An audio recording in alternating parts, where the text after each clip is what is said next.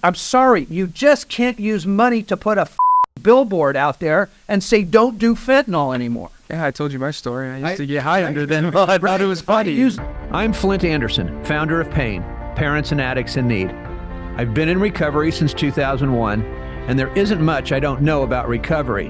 And my mission is to constantly tell the truth about addiction, to make the realities of addiction, recovery, and drug culture known, and to drive awareness and advocate change that ultimately saves lives.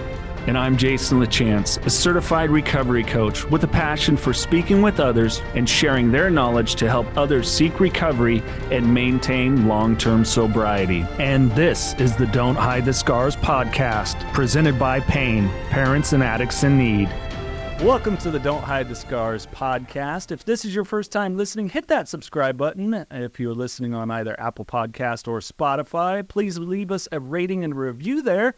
And if you're joining us on YouTube, thank you. Please hit subscribe to the channel and turn on full alerts so you get a notification every time we release content here on the PAIN Don't Hide the Scars channel. Founder of PAIN, Flindt Andersen. Hey, I'm all thrilled to be here today. Julian. Hi, how you doing? And, of course, myself, Jason LaChance. We're going to have where do you want to start, Flindt? We've got a lot of things to get into. We got a lot to get into. Yeah, you know, we've been attacking this long-term harm reduction. Advocates out there wanting to keep people on Suboxone and methadone and free test strips and free this and free that and you know, to the point where they're giving tinfoil out in Oregon for people to cook their drugs on. And I think they're giving out pipes here. Are they giving out pipes here? Yeah, I'm pretty sure. I know the needle thing. Needle exchange. Yeah, needle exchange. I think right. They're starting to give out pipes here in Fresno. Right. Like, you know, glass let's pipes. just touch on the needle exchange for a second, because the needle exchange, I don't, look, nobody wants to have anybody get HIV. Nobody wants to get Hep C, you know, none of that sort of stuff. I'm still not a fan of the needle exchange, but there is some there's some positive side to it, you know, for passing around, you know, different diseases and that type of thing. But the fentanyl test strips, you know, even in San Francisco, they're giving out free drugs. I mean, we've really gotten to the point where we're not discussing treatment options hardly at all. Yeah. Because there's none to talk about. There's no treatment options out there for anybody unless you have that PPO insurance or cash to pay for the treatment center, or you've got Medi-Cal or some sort of government insurance that to go down that road. There's no in between. Right. Well, and I think here's one of the things I want to ask, because it just occurred to me with you talking about it. With the term needle exchange, does that mean they are having to bring back the same amount of needles they checked out and then to get another round of needles? I don't think truly an exchange.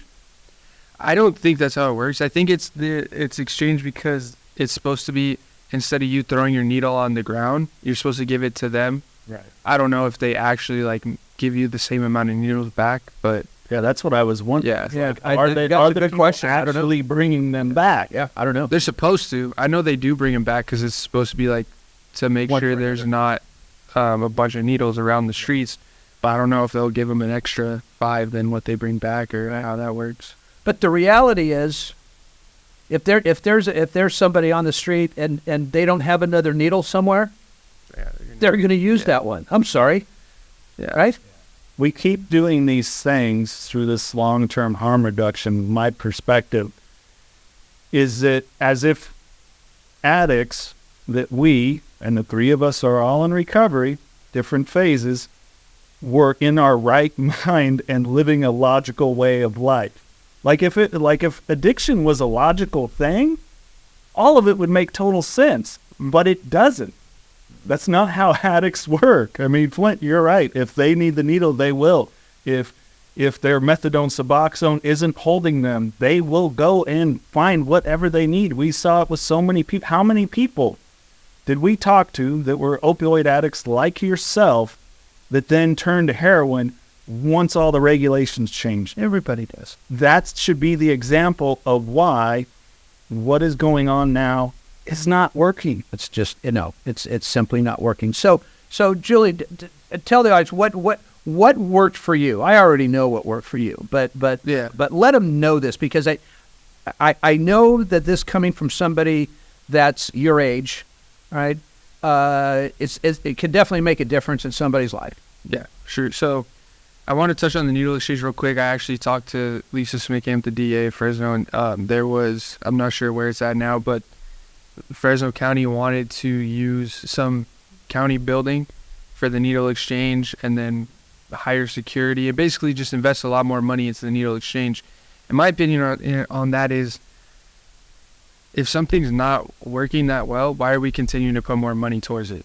Why are we opening more places like CAP, more county-funded programs that are actually getting people sober rather than just keep preventing them from getting AIDS, you know? Right. Like, my concern is saving people's lives, not preventing them from getting AIDS and HIV and Hep C. You know, like, that's going to save their life as well. But if they're sober, there's a much less likely chance that they're going to contract those diseases. Right. But yeah, for me getting sober, you know, I understand harm reduction. I think that it's better than the alternative of people dying, but at the same time, I think it prolongs things. For me, this might be a dark opinion, but I'd rather have died than have continued to be on harm reduction the rest of my life. And I think I don't think harm reduction works for an addict like me. Like, right. I use it as a crutch to not have to go through the withdrawals. You know, I take Suboxone for a few months because I need to save up money so I could keep getting high later. Right. It was never something that allowed me to take recovery seriously. I think for some people, maybe they can, you know, take Suboxone for a few months and it allows them to get enough of a footing in their recovery to where they can actually deal with the anxiety, the stressors of life, get a job, you know, start having positive things in their lives, and then get off of the Suboxone. And now they know how to manage how they feel. But I think for most people, it's not that. It isn't that. For most people, I don't think it's that. And that's the problem, is like, we can look at it idealistically, but I tend to look at things more realistically. You bet. Yeah. I don't believe in, like, not everyone's good, you know? Addicts we're not good people with using, you know, like, we're gonna be honest, we're not. So I don't think taking an idealistic approach to this situation is the most positive. Right. Yeah. Right. And so for me, like, I took Suboxone for about 10 to 12 days when I was in treatment. I don't know how people do it. I don't think I could get off of Suboxone if I wasn't in inpatient treatment. Right. Because it feels almost the same as withdrawals from heroin or fentanyl and all that stuff. Is like, it feels very similar, you know, not as intense, but it's like the same thing, just a little lighter. So me personally, I don't believe in that. I think for a lot of people, for me personally, I had to get to a point where I was willing to go through that. I was willing to take that pain on a daily basis. And that pain is what drove me to dive headfirst into recovery. Because if I didn't have that pain, I would have just cruised through recovery. Right. But I was in so much pain. I was like, I remember it was around 2 to 3 months, like probably 2.5 months of sobriety. And I was thinking, I'm just going to stay sober for like a year, get myself back on track, and then go back. You know, I get a job, I'm going to get steady, and then I'll figure out a way to use and not be homeless, you know? And about 2.5 months in, I realized, dude, I don't got another week in me if I don't do something. Like, I'm going to get high in the next week and I'm going to be homeless. Right. Like, I don't have it in me to make it to a year. And so I got a sponsor. I started working the steps because I was like, I just need to make it to a year, man. I can't even do another week. Like, I just need to make it to a year and I'll, you know, figure it out then. And for me, that's what got me. I 100% put myself into that process just to make it to a year. And by the time I got to a year, I had started gaining the promises of the program, Alcoholics Anonymous. I was free of the bondage of self, and I realized, you know, I don't want to go back to that life. Right. I don't want to figure out how to use drugs and, you know, still go to work and not be homeless, you know? Because that's a thing. That is yeah, because I'm the type of addict, man. When I'm controlling my addiction, I'm not having fun. When I'm having fun, I'm not controlling it. Right. Like, I go head first into whatever I do, and that's the way I like it. So I went head first. You know, it's interesting what you said about Lisa and that, because I think, correct me if I'm wrong. Look, she's coming at this from a criminal standpoint, from a lawmaker standpoint, right, and doing a great job. I mean, fantastic. Come on. I mean, our district attorney does, and our law enforcement here does a fantastic job. So when you're promoting it, but when you're promoting a needle exchange, so to speak, you know, I'm just going to say it. There's not much thought from law enforcement into treatment, if that makes sense. Mm-hmm. They're looking at it from their angle, from their world, of course, all right, to prevent crimes, and so people aren't out stealing needles or stealing whatever to get the needle. I mean, it's a long. Well, on that point, she was kind of on, like, she asked my perspective and agreed with what I said, so she didn't want to expand it. Right. That was my understanding of what she was saying. Right. So. But I think there's some, like you said, some politicians in our community that want to continue to expand it. And my belief on that is, like, look at the homeless problem. We have one of the highest homeless in California. Yep. We spend somewhere around, I think it's $8 billion. Correct me if I'm wrong, but it's somewhere around that. That's a lot in a year. Billions of dollars we spend. And homelessness continues to rise. It always has. You know, ever since I've been alive, and I remember, it has steadily increased every single year, and yet we put money into it every single year. And what I think is some of these people in power are just, they want to get more money because it increases their paychecks. Well, listen to this. So you brought up a good point, all right, about let's open up more county facilities. We can't manage the county facility that we have. Mm-hmm. I don't know exactly what Fresno County's budget is, but we talk about this all the time. We talk about San Francisco's budget of $569 million per year. Excuse me. And they have a grand total of 57 beds to serve 25,000 practicing drug addicts in the city of San Francisco. Where's the money going? Yeah. Where's the money going with Fresno County budget and annual budget? We haven't expanded a county-run program since I can't remember when. We don't have enough beds. We don't have enough therapists. We don't have enough counselors. Hell, they can't even accept a personal phone call on the weekends. Mm-hmm. Well, my thing is with that, why are we not paying therapists and counselors more? Why are we paying these CEOs or the project managers so much money instead of the people who are actually doing the work? It's a great question. That's what concerns me. I think it's a follow the money thing, of course, sure. New Perceptions North, the premier drug and alcohol treatment and recovery center in Central California. A full continuum of medically supervised top quality care with programs for detox and patient residential treatment with dual diagnosis, intensive outpatient treatment, sober living support groups, and more. New Perceptions North provides adult men and women with the highest caliber of professional health care, treating each client with compassion and respect, in a safe, comfortable environment to begin the process of recovery to proudly create and sustain a life without addiction. Call 559-978-1507 or visit newperceptionsnorth.com. To go back to what you said that was very poignant about being idealistic as opposed to realistic, you know, as a previous conversation we had, Flindt, where I brought up, and it was a statistic that came out of Colorado. Whereas people like, well, if they had housing. Exactly. Well, they did their numbers, and it was like between 68 and 70%, I forget what it was exactly, was the people that overdosed and died had a fixed address of some kind. And a good amount were in the type of housing that we're seeing in San Francisco or LA or whatever else it is, because it's not recovery housing. Yeah. Look, it's an apartment. Yeah, all it is taking that addict that was out there on the street that you just go, well, we want to have people believe we're doing something, so let's just have them not seen anymore. Right. You're not helping them. Yeah. You're doing it. It's the same.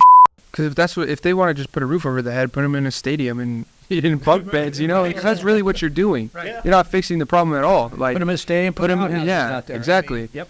Like, I think that there should be a lot more county-funded SLEs where people are sober livings, where people have to test positive to stay there or test negative to stay in those housing units. You know, right? Because like, why?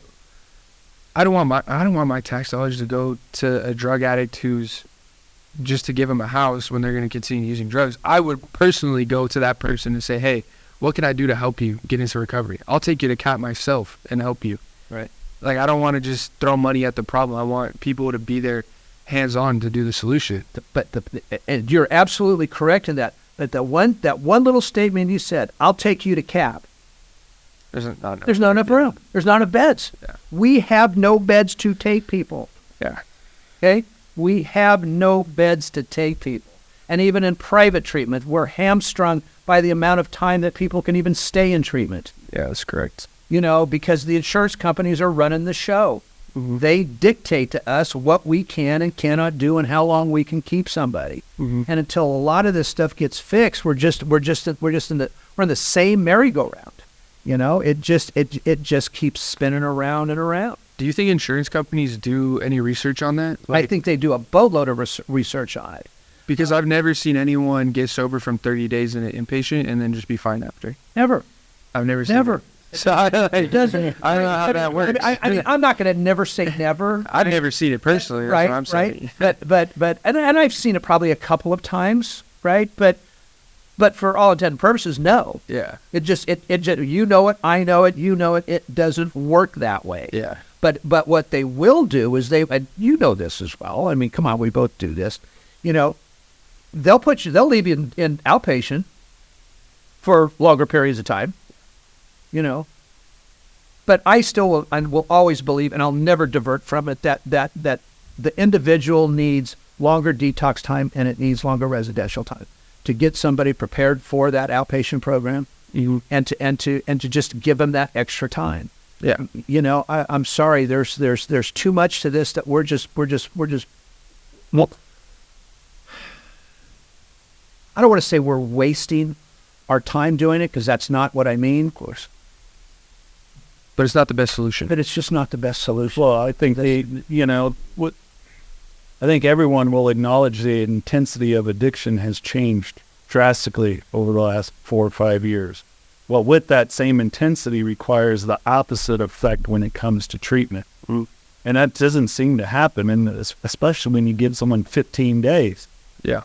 You need longer time. I mean, You can't stop detoxing in 15 days, man. No, like, you most people are... So again, it's the messaging, and how do we get that messaging out there? That's kind of our big thing here around here now, you know, is how do we get this message out to people? I went and spoke over at Bullard High School today, because there's a group of kids over there that they want to be in law enforcement. They want to go into becoming lawyers, and they're doing a project on awareness for Bullard High School, and you know, the problems on the campus and the fentanyl issue in general. And one of the questions I asked them was, I said, first of all, who knows what about fentanyl? What do you know about fentanyl? They answered a few questions. We got into it. I said, how much do you know about the drug addict? Zero. Absolute zero. Mm-hmm. Every stat I gave them, they had no clue. Every this I told them, they didn't have a clue, right? And that was my job today, just to be there to inform them of all this. So we said, yes, we will help you with this project. We want this out. They want to do parent meetings. They want to do all this stuff for the school. They said, what's the first thing that we need to do? I said, you need to tell the truth about this. I said, and you need to come at it from all aspects. You just can't talk about fentanyl anymore and to go, it's bad. Yeah. Don't do it. Okay, it's killing 80 million people. Crack in the 80s. You know? Exactly. I said, you're going to have to inform people on all sides of this thing, and that's what we're not doing. I know I might get in a little trouble for this, and again, I don't care. The city of Dinuba, right? They had a little fentanyl, whatever it was, awareness piece, okay, out of the city of Dinuba. I could just imagine this thing. It's you, and again, I'm not trying to put people down for this, because it needs to be done. And their DA, Tulare County, is a great guy, just absolute great guy. But you got the district attorney out there talking. You've got you had a couple of kids that experimented with fentanyl that talked. You had some teachers. You had the police chief out there. But again, all they talked about was the problem. They're not leaving solutions anywhere. Yeah. All of this awareness stuff. Yeah, this is my other big bitch right now, okay? All this awareness stuff, we've done a great job of making this city and this valley aware of the fentanyl crisis, but we're not giving anybody any solutions. Mm-hmm. People don't even know who to call. They don't even know what phone number to call. And of course, if they do call Fresno County Behavioral Health. They gotta wait. They gotta wait, and they're getting the prompts, and they're getting and so again, there's no solution. And really, that's, I think, worse than just not informing people, because now you're just putting fear in people. Now everyone's going to start looking for a solution, and they don't know where to find it. And that's where you get into the area of what's the right solution. Correct. Where are you getting your solution from? Are you getting it from someone who doesn't believe in addiction? Are you getting it from someone who's been an addict themselves? Where are you getting your information from? Yeah. And that leads me up to the people that are actually in recovery, that are promoting long-term harm reduction. Let's keep people on the drugs. Let's keep them on methadone. Let's keep them on Suboxone. You think the people who say that are on long-term harm reduction? I think very Because why are they so adamant to promote it? Do you know why I think why? It makes them money. You bet your ass. Yeah, of course. Because the pharmaceutical companies get the money. And and by the way, a lot of them work in treatment. Yeah. So That as well. we all know when you've got somebody on long-term harm reduction, you've got a potential client. Yep. And what is For a long I time. assume there's probably some sort of good coverage with the insurance, so they'll keep it going, thus continuing to pay. But it's Yeah. not So all if you're on psychotropic medications and like Suboxone especially, you'll get covered in outpatient for years. Yeah. Easily. Yeah. Easy. Yep. That's the main thing that insurances look at when you're going from detox to residential, is whether or not they're still on either heavy psychotropic medications or specific withdrawal medications like Suboxone and Ativan. Right. So if you're not taking those two, you're immediately taken off a detox. So that's how you get more days, is by keeping people on it for longer. That's how you get more days. Oh wow! Mm-hmm. I mean, Right. So yeah, then where are you going to be able to get a solution of for somebody who wants to be totally clean? Then as people say, well, it's always up to the individual whether they want to get clean or not. But you said it earlier. We're addicts. yeah, We're going to take the easy road. exactly. Okay? Well, that's human nature. That's human nature. Right. Not And that's what they're doing now. So the same people looking for the solution are the ones taking the easy route, and the addict is also taking the easy route. That's why nothing's getting done. such an excellent point. Such an excellent point. Nobody is willing to roll up their sleeves, except for a few of us, okay, and go in there and fight this damn thing. Because you're right. That's the easy way out. But God, how many, and I don't care who you are. I don't care if you have a job while you're on Suboxone. I don't care that you have a job when you're on methadone. Fine, you've got your family. You are still in a trap. You are still you are still to some degree weighed down on where you can go, what you can do, long-term health risks. All this stuff comes into play here. And again, nobody's talking about that. Nobody's talking about the fact that if you go to Hawaii and forget your methadone, your ass is on a plane coming back home because you can't get it in Hawaii. Yeah. You can't walk into another clinic and go, oh, here I am. I need my dose for the day. Yeah. It doesn't work that way. And those are the things, again, when it comes to these people that are quoting to, stating that they're advocates and they want to help and they want to do this, they're not talking about any of that stuff. Mm. They just are not. And the reason why I know they're not, I'll say this too, because we put people in some of those places to see if they're talking about it.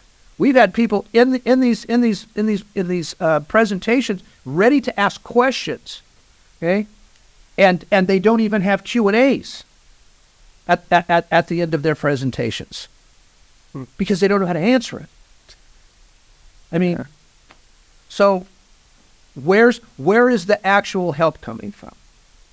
How do we actually, again, it's going to be the age-old question, how do we get that message out there? Well, we're doing it right now, aren't we? We are. With the podcast. But I agree with you. It's like, how are we going to push it to more people? Because, pain's big here in Fresno. A lot of people know about it. But what about the rest of California? What about San Francisco? Right. What about San Diego? Right. What about LA? What about other states? So we have a thought. So I'm going to be meeting with some people, hopefully in first part of February, right? Some people from Southern California.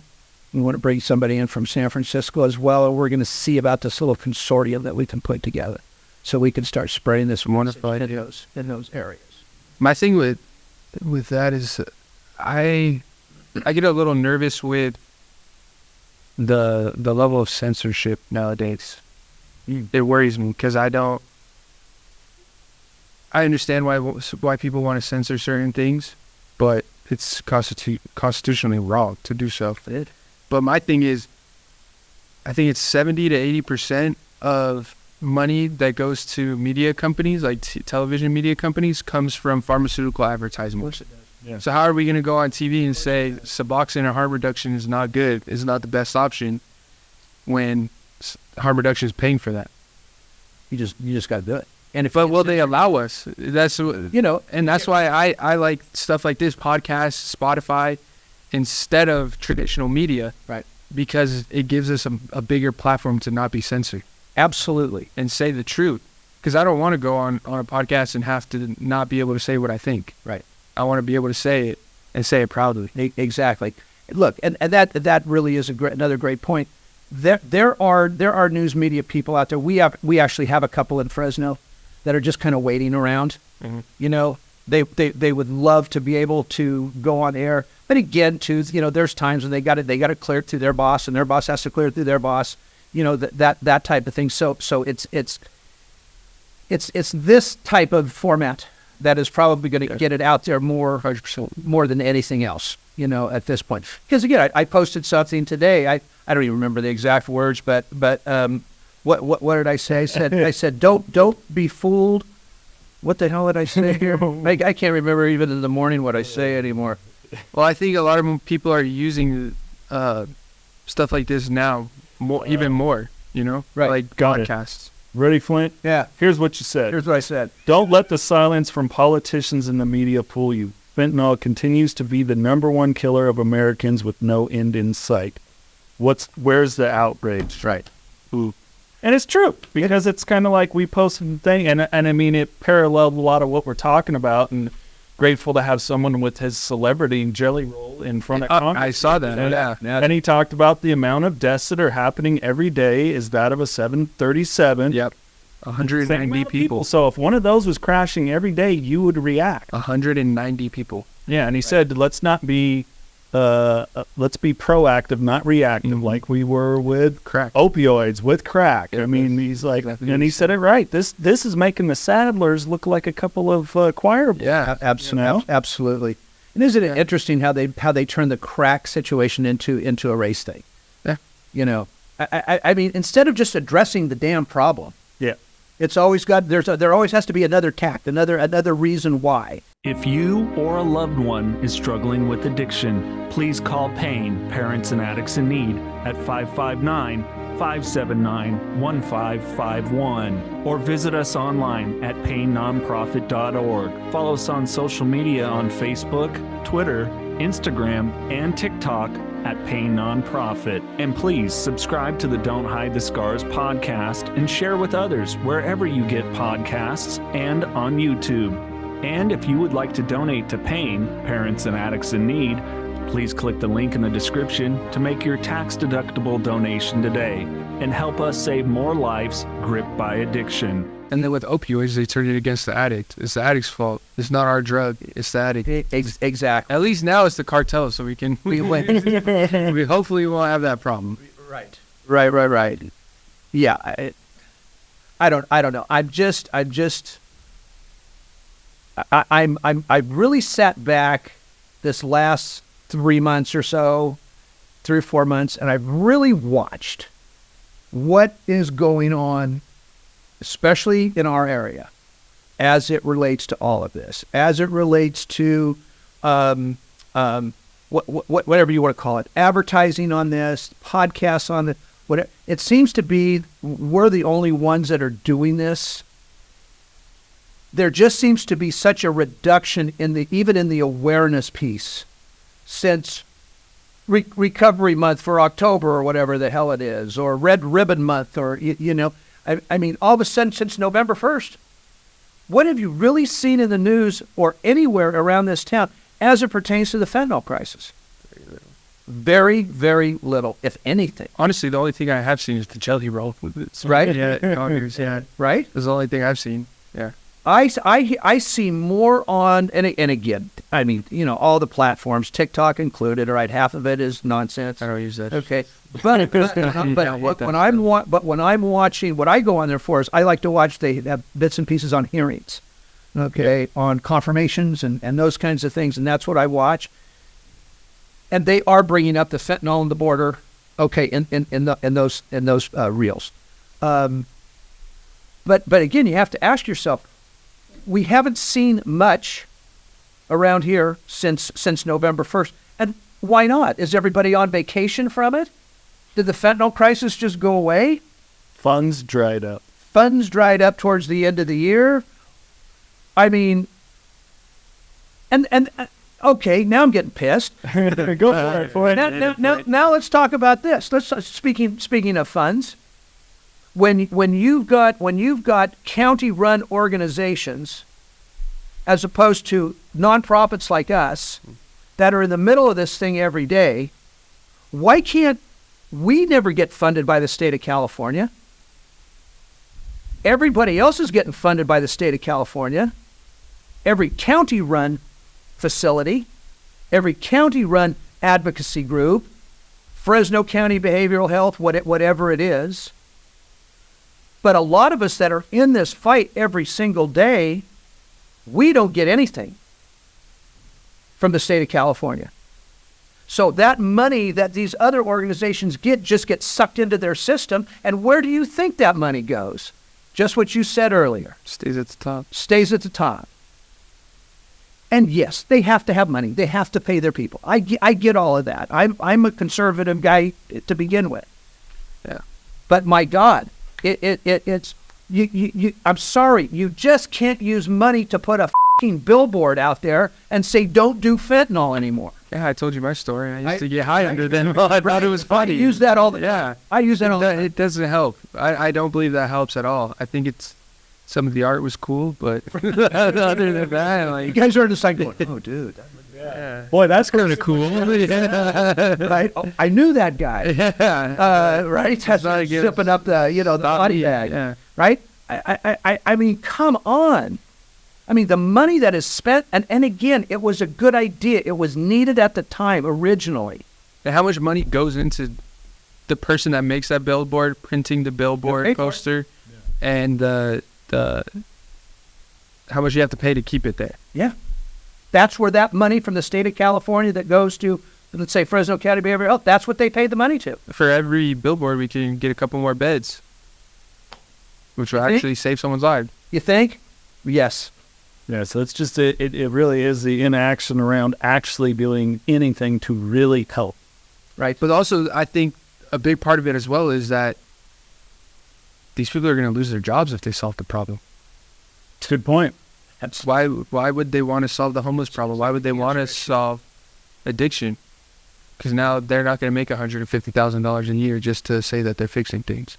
It's like cancer. I still believe we can cure cancer. I think we cured cancer years ago. I mean, again, I'm just, this is just guys talking now. CIA won't let it happen. Right? But that will never happen. Yeah. Yeah, there's no fund in the cure.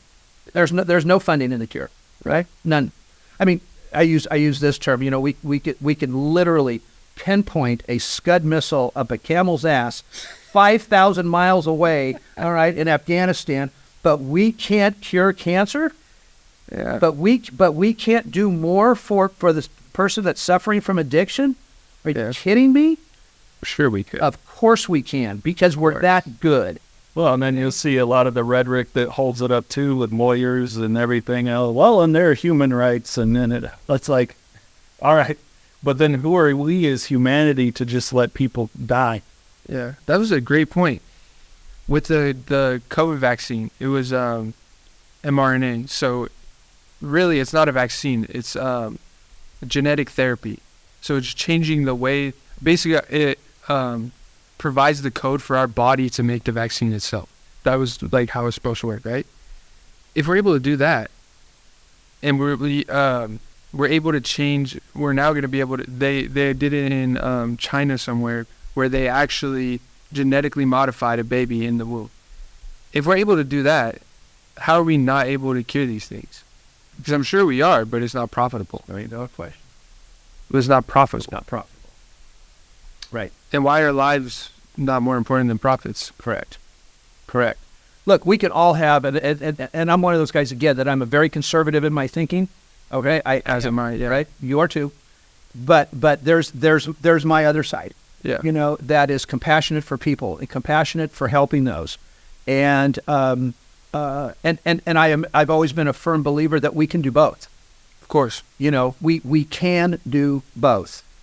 And I just don't understand, I don't know if this is the word, but the stoppage. I just don't understand why we can't. I mean, call me a simple son of a bitch then, I guess, but I don't understand why this is such a partisan issue. You know, this shouldn't be Democrat versus Republican. It should not. This is a human condition problem. Yeah. You know, that we're dealing with. I mean, and I'll take it a step further. And I don't care, right? I mean, we've got an open border that we've got 8 million people coming across. These are middle-aged. I'm not middle-aged. I'm saying young men age, military age. And by the way, they're not Latinos. You've got people coming in from Syria over the Mexican border. But even that aside, you don't and I know it's politics, and there's a lot of politics I understand, there's a lot of politics I don't understand. But I don't understand why we can't go into the government of Mexico and say, let us help you. We're very good at law enforcement here. Yeah. Okay? Let us help you at least put a dent in this thing. And now I'm going to say something for my DEA guy up north, okay? Because I told him I would. There's so many people out there that don't think we're putting a dent or that law enforcement is putting a dent in any of this stuff. Dude, we are. Yeah. You know how hard it is to get fentanyl here in Fresno now? I'm telling you. That's what I hear, at least. But I'm talking about border stuff right now. Yeah, okay? That's it. But that contributes to it. You bet it does. 100%. Like I told these kids this morning, I said, if our DEA stops one truck coming over that border with 250,000 pills in it. Millions of lives. Okay? Right. I said, so let's not beat up on DEA here, okay, for not doing their job. Yeah, they're underfunded. Yeah, they're undermanned. Okay, yes, all of that stuff applies here. But can you imagine what we could do if Mexico said, come on in? We would go in there like John Wayne, all right, and we would start making some change here. But both of our countries are receiving money from the cartel to not put pressure on them. They have to be, Julian. Yeah. They have to be. Well, they are. That's like, what was it? I think it might have been El Chapo's son. One of the cartel members' son was arrested, and they had this huge gunfight where they don't even send police anymore. It's the Marines, the Mexican Marines go, and they shoot at all of them. And then all the people, the gang members, the cartel members who shoot at the Mexican Marines, the military government, right, don't go to jail. No. They either die or they survive, and they're fine. They only take the I think it was Chapo's son. They took him. Any of the cartel members they killed, they leave him there. You got to pick up your own dead bodies, but no one else gets arrested. No kidding. Yeah, that's how it's publicity. They just want the big figurehead so they can say they're doing something. Right. And he'll probably escape in a couple months.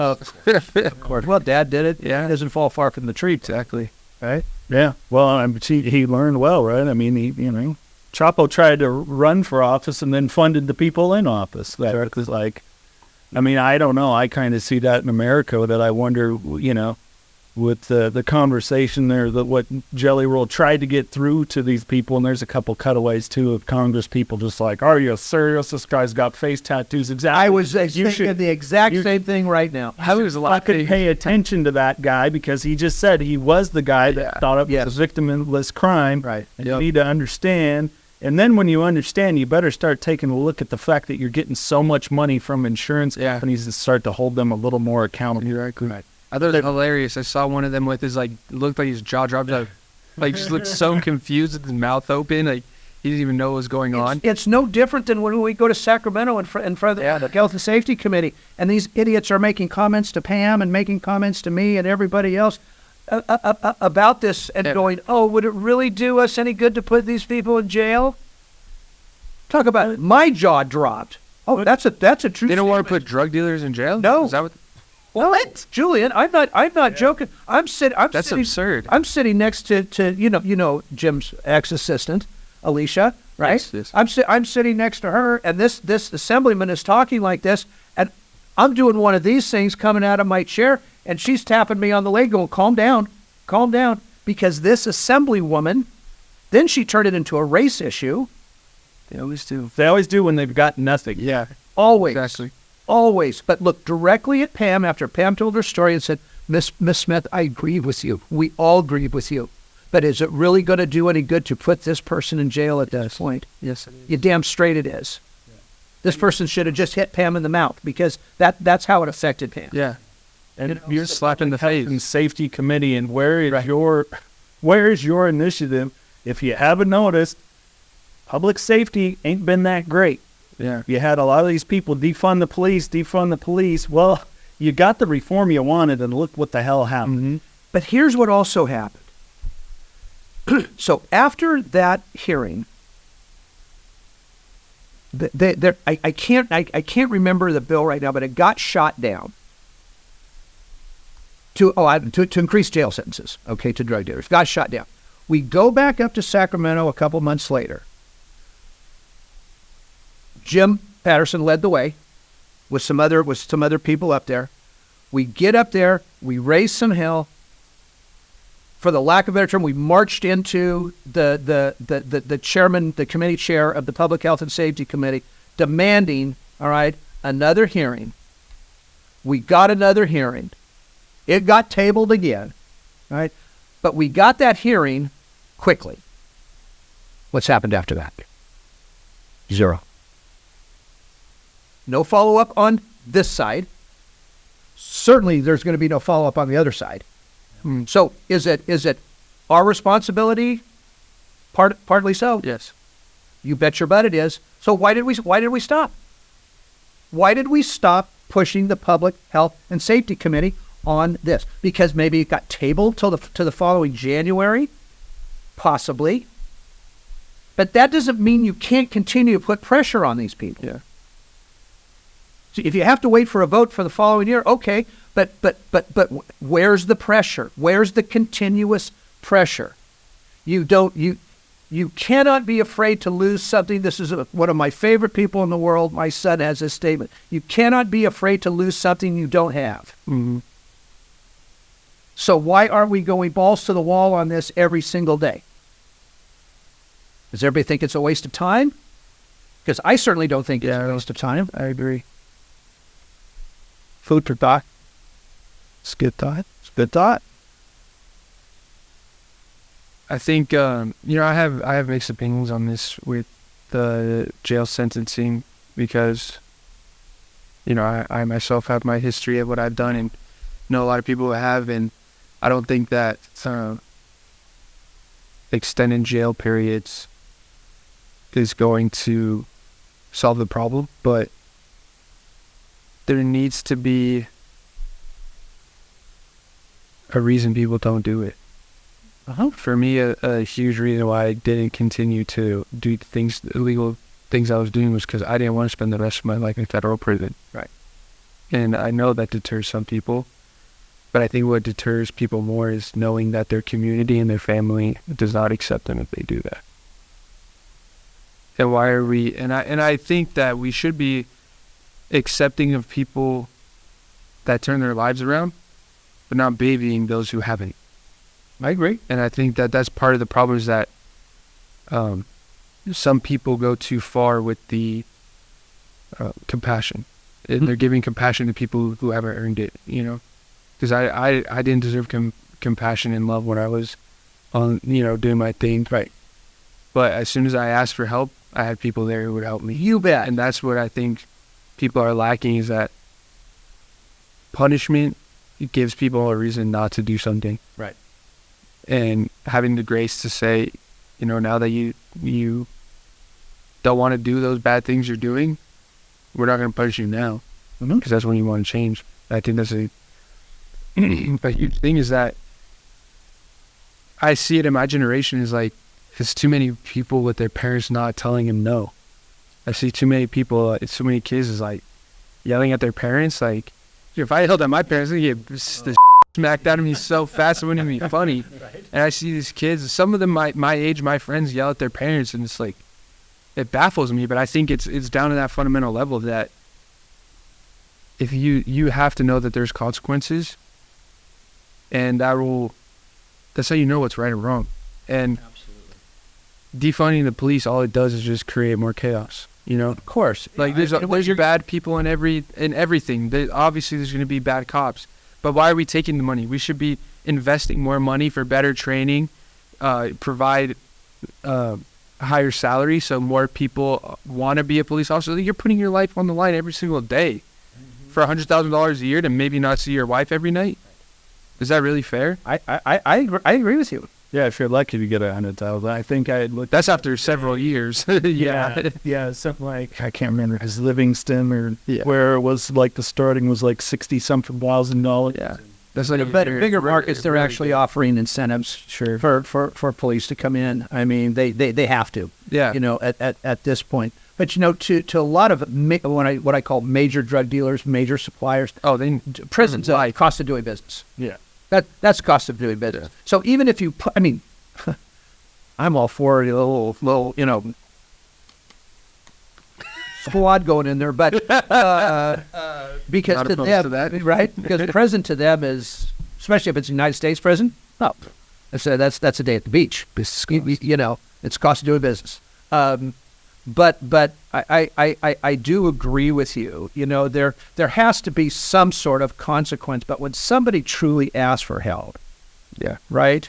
And look, we've all been around a little bit long enough to know, worked in treatment to know that we can kind of tell when we're it or not, of course, right? And we know when there's that person that truly wants to help. Doesn't mean that they're not going to go through some really tough times here. Yeah. Okay, as they're getting through their recovery and you know, and trying to figure all this nonsense out. But you kind of know when somebody is taking it serious. Yeah. And I love the term grace because I do believe that people need that grace. Mm-hmm. It's when you talk about forgiveness, when you talk about grace, when you talk about those things, man, those two words alone have so much meaning to them that it does hit the heart of that person that is suffering with addiction. And I think we have to be a little bit more compassionate and that. But I also believe that there is a point with a lot of addicts today that we've wasted so much time, we've wasted so much energy on all this other crap that there is a vast number of addicts out there that will never be able to get clean. I hate to use the word never. But I'm telling you, it's they're so ensconced in their lifestyle and that street corner that they live on or that 2-block area that we talk about that I don't know how these people are going to get out of that. I really don't. Yeah, some people don't even know how to show for a job interview. No, they don't. They don't know. Like you could take someone off the street, but are they going to be able to stop using drugs enough to take a shower? Right. To get dressed, right? Go to a job interview, right? They can't. And I think it's something that's missed is that a lot of people don't understand that is the degree to how many, why so many are living. At the like very bottom. Yeah, like go brushing your damn teeth. It's a major ordeal. Like it, yeah. Like if you know, okay, if we got them sober, like, hey, brush your teeth twice a day, it'd be like overwhelming. Yeah. And it's good to be, you know, I think it's empathetic versus sympathetic. Like, I'm empathetic to the problems. You know, hey, I'll get down and cheer you on to get yourself up. But, like, I'm not like, come here, let me, you know.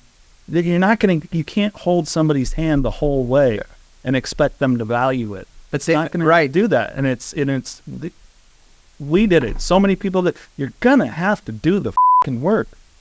On your own. But it's good to light the way in the dark. Of course, but I don't know if there are some people. I'm sure there's a lot of people out there that will never be able to get up to even start the process. Yeah. Put toothpaste on a toothbrush and do that twice a day. Yeah.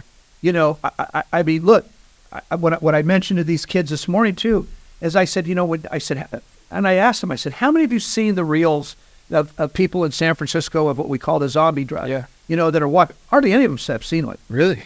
Which I found amazing. I think there was 2 out of 60 kids, all right, that have seen this.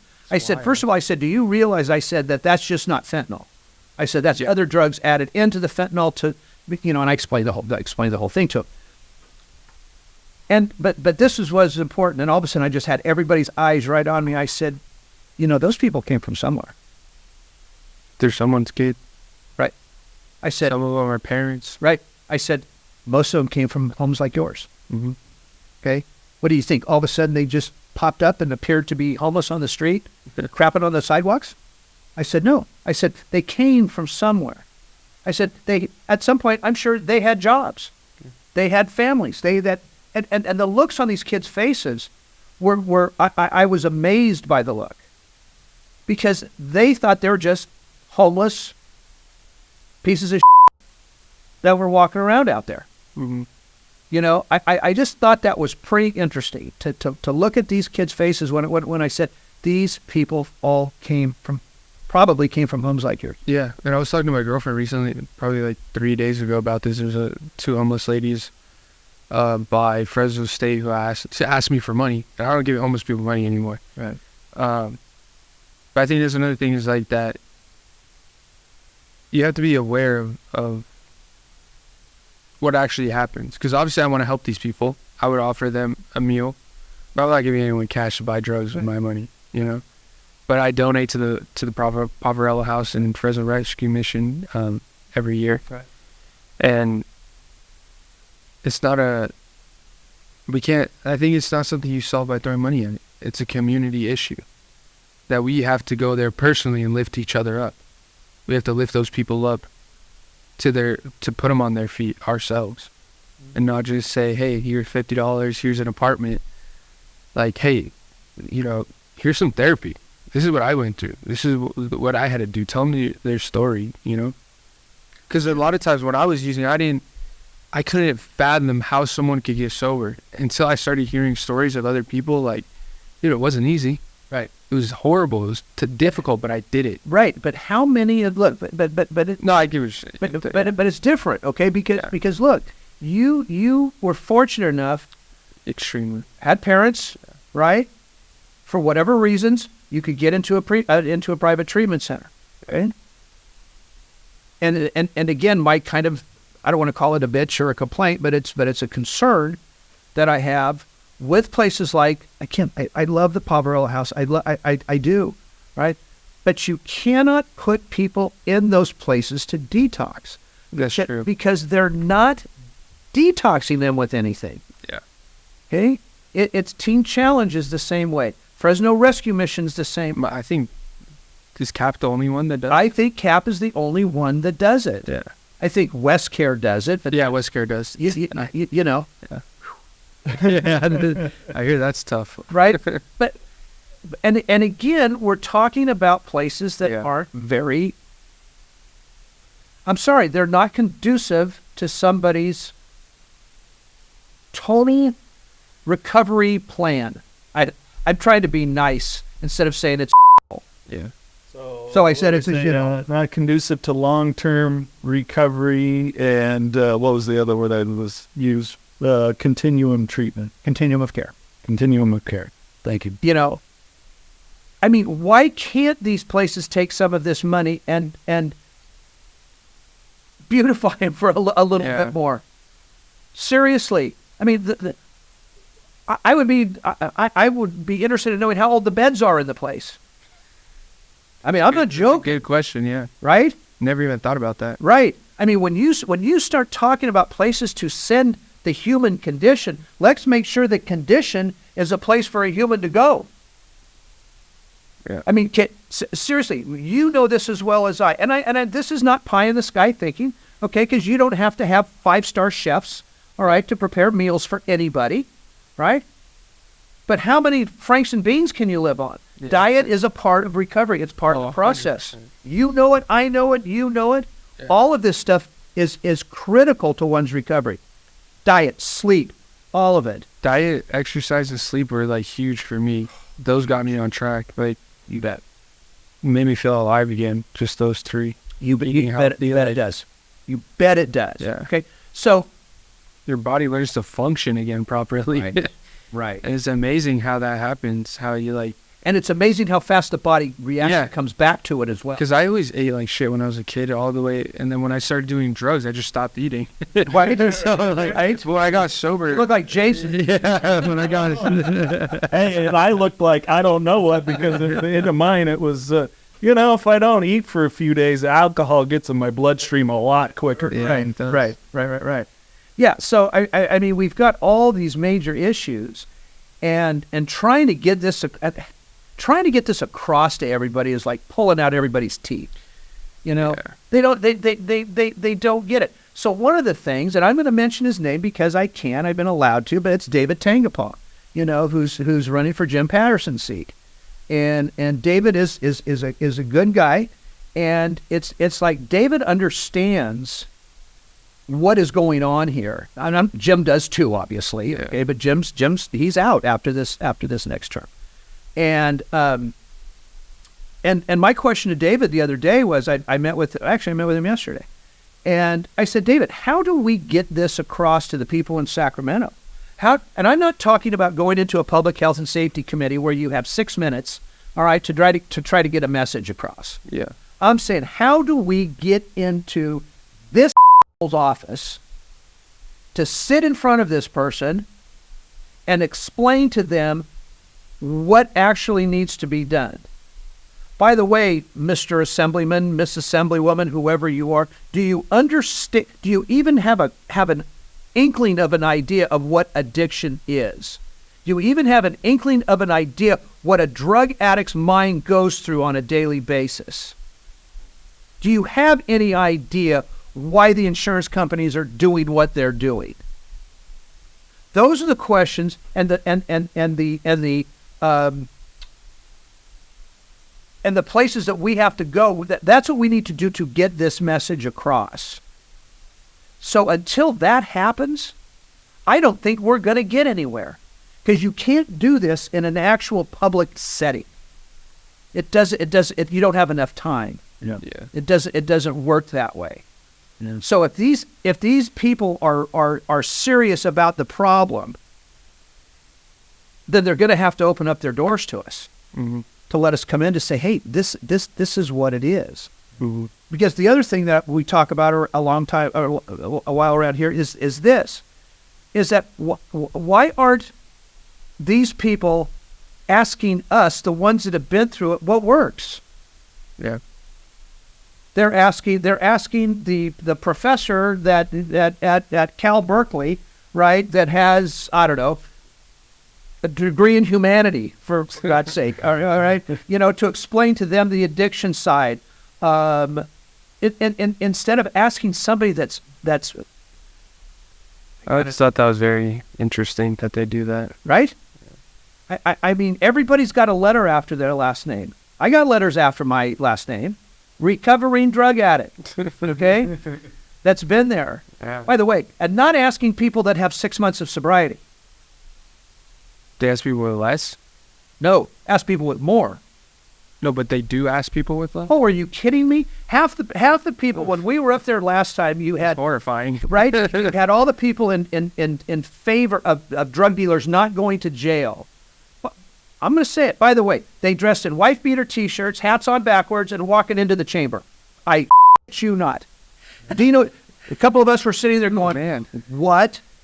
I mean, And these are the people who are going to decide what laws get passed. no. These were supporters. Yeah, but they have an influence on Oh, it. they have a huge influence. Yeah, that's They've absurd. got their signs. They got wife beaters on. I'm not joking you. All right, and we're sitting there going, "Are you kidding me?" They can't even put on a button shirt. We're not asking them to wear a coat and tie, but look presentable when you're walking into the place. Yeah, that would At least wear a long sleeve shirt or something. Right. Right. I don't want to see your shoulders. I kind of forgot where I was going with that one. But here these people are, and they're talking to people that have and I met some of them 6 months. Because I asked a couple guys, what do you got? 9 months. I'm like, what do you know? I go, what do you know? You're like 8 months of sobriety. What I wanted to say is now you basically know how to wipe your ass, okay? Because everything else that's coming your way, you don't know.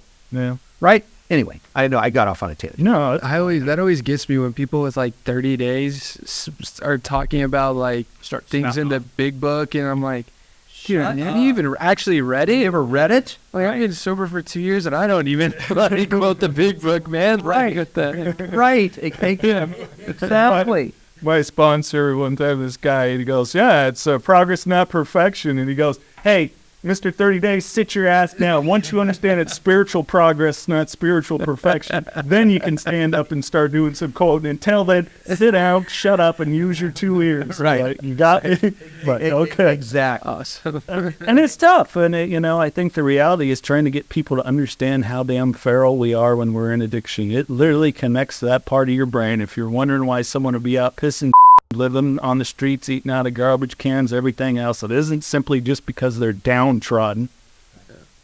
The brain has gone to a most feral place that it can go. Because, and if it wasn't, and if people want to argue that, then why the hell would we have been okay if we died? Right. I was. I know you were. No, you were. I was. I mean, I didn't care. Yeah. I got to the end. I think I had, like probably most of us had that little moment of clarity. Yeah. Where you want to choose life over death. But building up to that, it was pretty much, I don't care. I remember that day vividly. That's why I called you. Right. Yeah. I remember the whole scene. Finally decided that it was time. Yeah, it was actually a beautiful day, right? Yeah, it was. And I wish more people could get to that point. But when you're out there and you can't, and refer to this, like talking to those kids today, when you don't know who to call. And who's going to call you back within it was 2 hours, I think. I was on my break and you called me 3. I told you I was going to get out of work at 3. You called me at 3:01. Yeah. I wasn't even in my car yet. Right. The county's not going to do that. The county's not, I'm sorry, they're not going to. But they should have people 24/7 operators ready to call. I don't know how many times we said, like, how much more does it take? I know they don't like the 9. It's 3 shifts, 3 8-hour shifts. Right. Now you're giving people 3 jobs. 3 to 6 people. Right. Helps the economy. Right. Yeah. I mean, I just don't understand. It's not like I've ever walked into, a county program, but I've made this public. Yeah. Look. Hire some guys with 3 months sober. I didn't need a job. I've minimum people wage. know, look, and I'm a firm believer in this. I think anybody in the private sector is going to do much better than anybody running a county program. Yeah. Because there's too much red tape. Yeah. There's too much of it all, right? And when you're in the private sector, again, I'm not trying to say we're better than anybody else, but we take chances, we do things, we got to make things work. I mean, it's just the way it is because we don't have money just to drop out of the sky from the state. Okay, let us come in and help you. Why are treatment centers, a lot of us, pretty successful at this? Well, there's got to be a reason behind it. So why don't you guys let us come in and help you kind of maneuver things around a little bit, change things around. Let us give you some suggestions. We're not saying we need to change the whole system, but we could certainly give you pointers on how to do a better job at this. Yeah. Has anybody ever taken us up on it? Not once. And they won't. And there's a ton of things they could do. Give another building to a private place. Get more beds. I'm even going to take it a step further, and I hope they're all listening. My treatment center, New Perceptions North, I'll mention it. I don't mention it very often on this podcast. Okay? We can detox opioids on an outpatient basis. We have gone to the people in this city and said, we will get an office directly across from every hospital. And when you've got somebody that comes in for an overdose, And if we can start detox protocols on that person, you don't even have to send them to us. We'll come get them. By the way, we'll take Medi-Cal. You do or do nothing? We will. Oh, you will. What's the legality on that, on doing detoxing people at outpatient? We're licensed by the state of California to do it. Yeah? Yeah, I assume it's more difficult than doing it in an inpatient home? it is. Yeah. It is. But when you look at people that let's just say somebody my age, right, that's been on it for ever. Yeah. Okay? And they want to get off. That's a perfect scenario. Yeah. You're working, you got a family, you got this, you got that. You Okay. still got, life still happens. Life still happens. Yeah. Right? But my point here is that, and I've made this, given this personally out to people in this city. Why not? Nobody else can do it. Yeah. What's stopping them? Gee, plus you don't even have to send them to us. We'll go get them. Yeah. That's a sweet deal. It's a pretty sweet deal, Yeah. right? So again, there are options out there. There are some fixable problems here Yeah. that we can do. So you always have to ask yourself, why don't they want the problems fixed? But I think the responsibility falls on us too. Why are we not more worried about getting people into office who care about the problems that we care about? I love the people right now I saw another piece, right, where a reporter comes up to somebody in Chicago, a couple of people, and says, hey, Joe Biden has given the city of Chicago $25 million. And they're all going, yay, they're giving $25 million, right? They think the $25 million is for something else, right? And all of a sudden the guy tells them what the $25 million is for. It has nothing to do, it has everything to do with the illegals that are coming in. So they start cheering to begin with, and then when they find out the answer, so I sent it back, well, you voted for the Yeah. so now you got what you voted for. You know, New York is like, they had to start taking over hotels because there's so many illegal immigrants, and they have a law that states that they have to house them. It's wild. They are housing people at O'Hare International Airport in Chicago. That's wild, man. It's nuts. And now New York is going to be the first state in the union to tax and charge people every day for going into the city to come to work. So they let So now you have the to pay to go to work. the Democratic Party allows millions of immigrants to come into our country, and we have to pay for them. And we have to pay for that. Of course. Yeah, that's. Here's what you vote for, right? What did you say? I don't vote for that. Yeah. The majority. Realistic. Yeah, the majority has voted for that, but hopefully reality hits them soon, and they'll not do that again. I mean, we don't like to turn all this stuff into political discussions here. But when you But political politics overlaps a lot of these issues. you bet it does. Because at the end of the day, we might be able to help a couple people here in our town, but the overall problem has to be done by some form of government. Of course. I couldn't agree more. And we have to get to a place that it's in a bipartisan, hey, everybody's on board. You better start learning to do it, because, I mean, and you're right, hey, we don't try to go too political, but I'm sorry, policies have gotten us where we're at. Yeah. They have. Yeah. I've said this 100 times, and I'll say it again. A lot of this is going to be left in your guys' lap. Yeah. Because there's so many of us. I mean, I have no intention of slowing down, but my God, I'm going to be 70. We've got senators and congressmen that are on our side, that are in their middle 70s. I mean, how much longer can our generation kind of fight this thing? We have to leave it to somebody, in order to do it. And you got to pick up the ball and you got to run with it. Mm-hmm. It's just that simple. Because if somebody doesn't pick up the ball and run with it, man, I'll be honest with you, I wouldn't want to be your age right now, knowing what's coming. I'm kind of glad. Dana White says something. Dana White, UFC CEO, or president now. He was talking. If you even have a savage now with the kids nowadays, that you're going to be successful. And now repeat that again. If you're even half of a savage nowadays, you'll be on top, because so many kids now are like, don't do anything. Yeah, they're weak. Yeah, no, they are. Like before, you had the competition was so much higher in your generation and your generation. Right now, my generation, it's like A lot of apathy. So many kids just want to play video games and smoke weed all day. That's it. And I'll tell you what, you look at these kids from China. Oh, it's frightening. It's insane. It's insane. Yeah. They're taking calculus and they're 6. Yeah. And I'm not over exaggerating by too much here. They're bright. They're innovative. They're musicians. They're this. They're because that's all they're given to be taught. Yeah. And we've got kids that. Did you see the one with the kid that wanted to quit Starbucks? Quit Starbucks?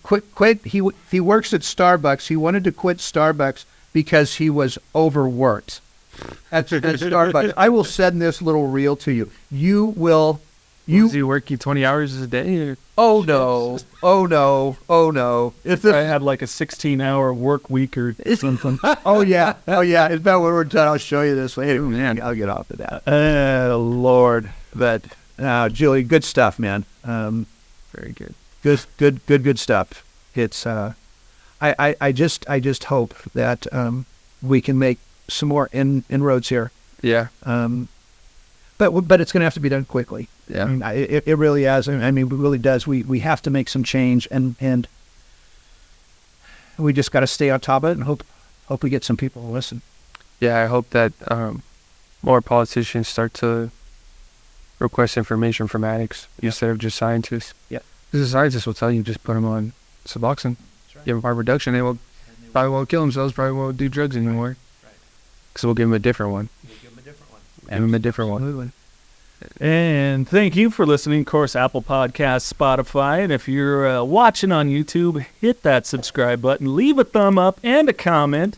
And please, if you're getting value out of the Don't Hide the Scars podcast, share it with other people. We thank you. Mr. Andersen. Mr. LaChance, as always, thank you. Julian Carvajal, thank you very much. You're my guy. I love this. I love the conversation. We'll just keep it going, and hopefully we'll make some changes. Thanks, boys. Yes, we will. Thank you. If you or a loved one is struggling with addiction, please call PAIN, Parents and Addicts in Need, at 559-579-1551, or visit us online at painnonprofit.org. Follow us on social media on Facebook, Twitter, Instagram, and TikTok at Pain Nonprofit. And please subscribe to the Don't Hide the Scars podcast and share with others wherever you get podcasts and on YouTube. And if you would like to donate to PAIN, Parents and Addicts in Need, please click the link in the description to make your tax-deductible donation today and help us save more lives gripped by addiction.